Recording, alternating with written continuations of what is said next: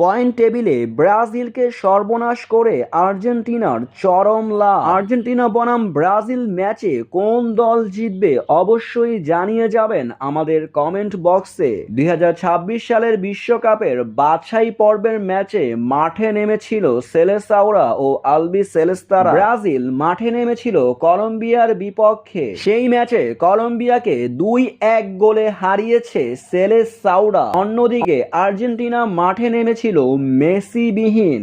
শক্তিশালী উরুগুয়ের বিপক্ষে আর্জেন্টিনা তাদের মাঠেই খেলতে নামেন, যেখানে প্রথমার্ধে দেখা যায় একের পর এক আক্রমণ চালায় আর্জেন্টিনার গোলবারে। প্রতিপক্ষের গোলের বাধা হয়ে দাঁড়ান এমিলিয়ানো মার্টিনেজ, যেন একের পর এক বল ধরে ফেলছিলেন। এতে করে দেখা যায় প্রথমার্ধে কোনো গোল হয়নি। দ্বিতীয়ার্ধে শুরু হয় আবারও খেলা, সেখানে একের পর এক পাল্টা আক্রমণ চালায় উরুগুয়ে। তবে 68 মিনিটে জাদুকরী একটি গোল করে বসেন তরুণ খেলোয়াড় থিয়াগো আলমাদা। সেই এক গোলের মাধ্যমেই আর্জেন্টিনা উরুগুয়েকে হারিয়ে ফেলে বাছাই পর্বের ম্যাচে। এতে করেই দেখা যায় পয়েন্ট টেবিলে বিশাল লাভ আর্জেন্টিনার ধারের কাছেও নেই ব্রাজিল।